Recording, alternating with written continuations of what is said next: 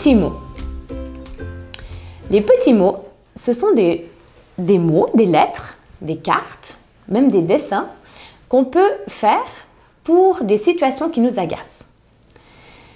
Alors, je suis animatrice Faber et Maslich, c'est une habilité que j'avais apprise lors d'une des formations et puis que j'utilise vraiment énormément, tant dans mon métier donc mon métier d'enseignante, tant à la maison, aussi avec mes enfants et mon mari. Un exemple de petits mots.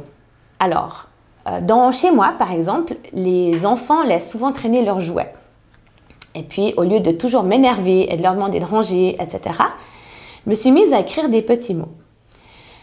Un petit mot, par exemple, sur les Legos, c'est d'écrire de la part du Lego. Dire « Coucou les enfants, lorsque je ne suis pas rangée avec mes copains, je m'ennuie. » Ou bien « Coucou les enfants, j'ai tellement envie de pouvoir jouer encore avec vous, j'ai peur d'être cassée si on me laisse traîner. » Et puis on signe le Lego.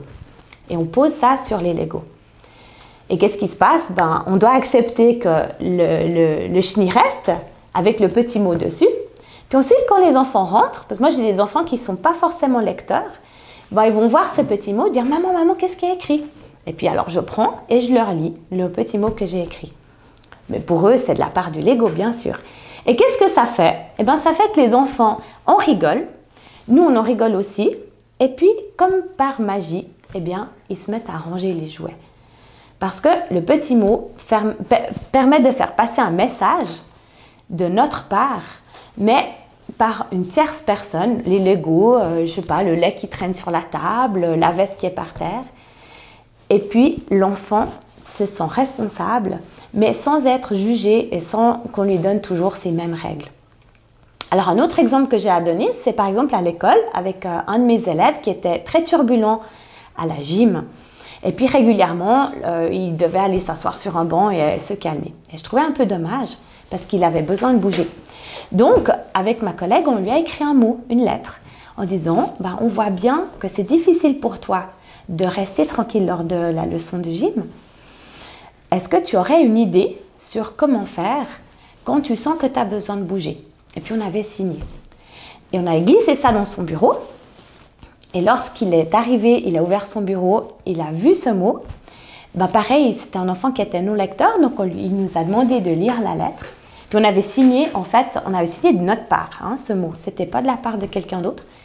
Mais il s'est senti tellement important et compris dans son besoin de bouger. Et aussi qu'on ait remarqué que c'était difficile pour lui, qu'il est parti avec son mot à la gym la fois d'après.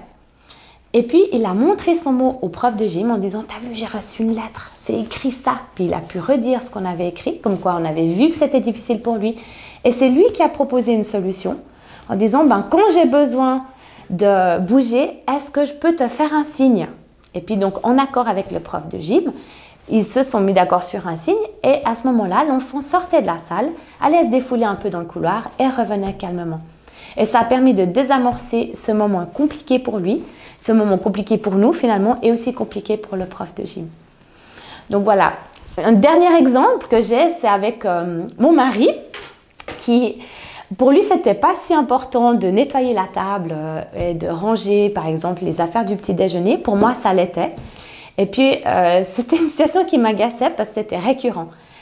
Et finalement, j'ai écrit un mot sur le lait en disant « Tchou mon pote, quand je ne suis pas avec mes copains au frigo, je m'ennuie, je pourris et je finis ma vie à la poubelle. » C'est vraiment dommage. C'était à peu près ça. Et puis donc, plutôt que de m'énerver, j'en ai rigolé. Donc déjà, la tension elle est redescendue. Et mon mari, quand il a vu ça, ça l'a fait marrer aussi. Il a rangé le lait. Et puis depuis, c'est plus régulier les moments où tout est rangé. Parce que je crois qu'il repense à cette situation. Et puis finalement, moi, j'ai pu me décharger de l'énervement. On en a rigolé.